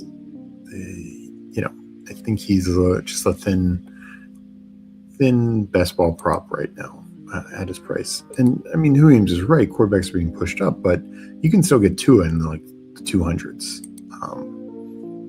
Like Tua is likely to start the year, almost assuredly. And I think there's a path for him to start maybe the whole year. They don't have anything invested in Penix. Penix is coming off another major injury in his young career, going back to college. So Tua isn't the most fun pick out there, but see, I guess this is where I don't know if I'd say it's unlikely. I just would say it's less certain. And yeah, all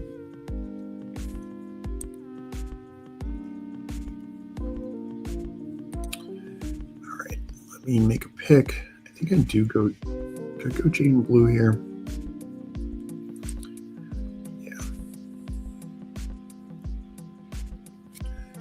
And why I agree, like there's a chance Tua is not starting all year. Like who has a better chance to start all year, Tua or Jacoby Brissett? I'd say Tua. That one, Jacoby Brissett's not even technically in camp right now, so he might not even be starting to start the year. But one of those guys goes significantly higher.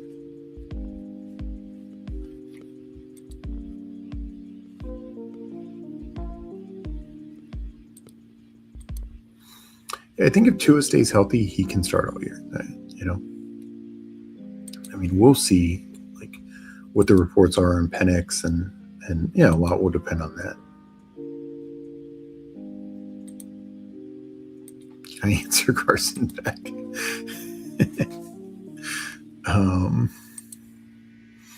Yeah, I mean, it's just like these offenses, I don't want to touch the quarterback situation. Now, the difference is the Raiders, I think, are in the best hands. Of all these offenses, Jets, Cardinals, Browns, and Falcons, like I feel the Raiders have the best quarterback situation, probably the best coach situation. And so when we're talking about like premier guys, hitting their value, I'm okay with them. We'll take another running back here. Do I go down the Sean Tucker route again?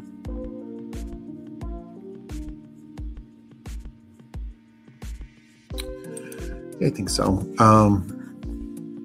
So in terms of like the skill guys, I'm okay investing in Bowers, in Genty, and much later Tucker and Naylor, because I think they get the best quarterbacks. Like Cousins versus Jacoby Brissett, it's Cousins. Like if these guys are healthy, it's Kirk Cousins. He's actually done this in this league. Like Jacoby Brissett is not, with any sort of consistency. He'll have a game here or there when he's come in. Like he came in Washington a couple years ago, had one okay game. But I'm saying like Geno, Cousins, like I know some people would lean Geno, but I'm going to lean Cousins. They're very similar age. Geno, it's been bad these last couple of years, particularly last year. And he just, to me, doesn't have the supporting system around him. Yeah, Brissett is holding out. So I don't know what to make on the Jacoby Brissett situation. Because if that lasts into the start of camp, then you have Gardner Minshew, getting all the first team work. And I just don't think the Cardinals care. Like, the Cardinals don't care if they win. The Cardinals don't care if they win 3 games or 5 games this coming season. They're fine to trot Jacoby Brissett out there to manage the offense, but I think they're also fine to trot Gardner Minshew out there to manage the offense.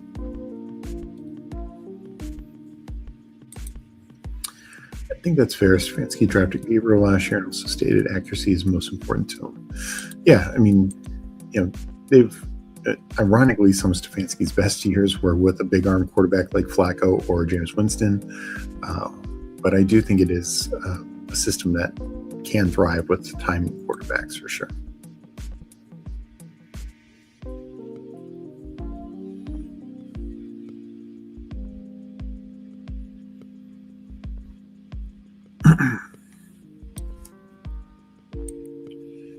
So running back or receiver here.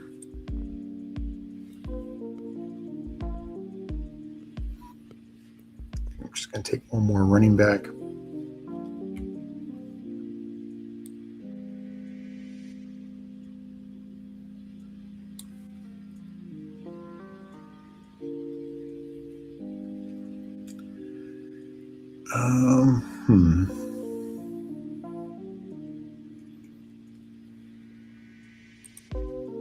I'll take a Kalen Blackshear on a 7 running back team.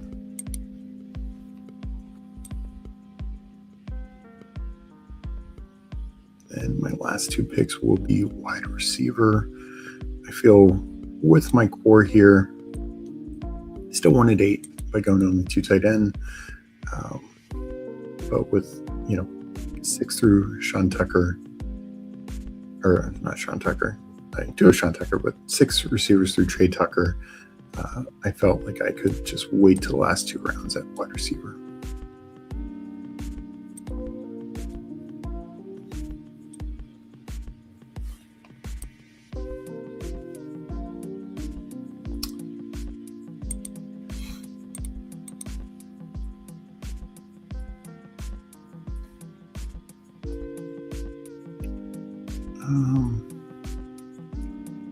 Yeah, we'll go one of these guys.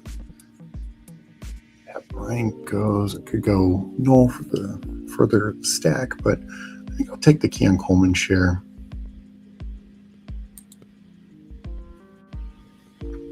There's a chance Noel or Thornton can come back. So go to the board and then wrap this draft up.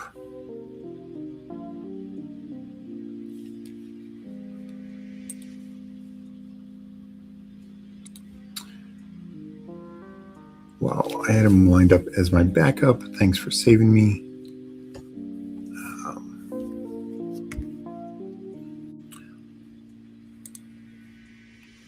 What team are you wicked?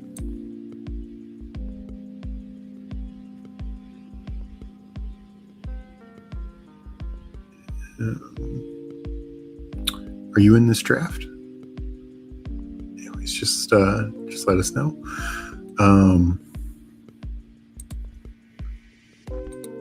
Do you like clicking Shaheed? So, Crispy, we just had a talk about Seattle. I actually do. I think Shaheed's a fine pick. I think Kupp can be a floor play, but I think they went out and paid Shaheed for a reason, and he has some real spike week potential. And with my projection is Seattle is going to throw the ball at least 50 times more in the season, which is still a couple times more per game, but probably more likely to be closer to 100 more times this coming season. That could be a significant jump for Shaheed. All right, just double checking, Wicked. But yeah, no, Brissett is still holding out. It could get done. It's just, I don't know the Cardinals are really going to budge. So I don't know if they have a lot of incentive to.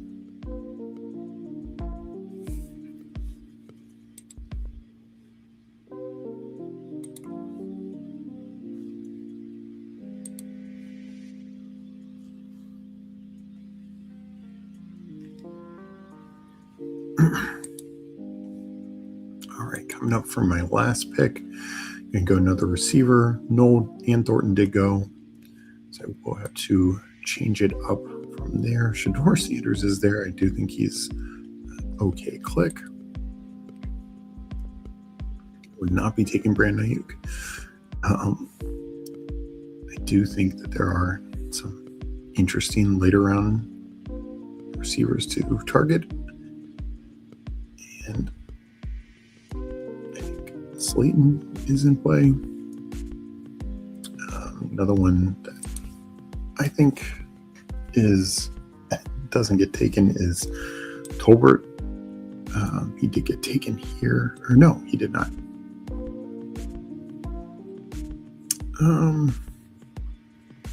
I'll go Tolbert.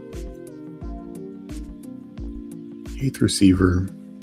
This team is pretty stacked ahead of him. But crazily enough, he could be wide receiver 1 on the Dolphins. Now, that might not be saying a whole hell of a lot, but he's got the most experience and can play outside, which some of their guys cannot. So we'll see how the Dolphins receiver room shapes up, but it's a bunch of rookies, and the best one of which is coming off a major injury, Malik Washington, who's never shown much of anything and is also very limited. And then these guys like Tolbert and Atwell, unless they sign somebody else, Tolbert should be out there.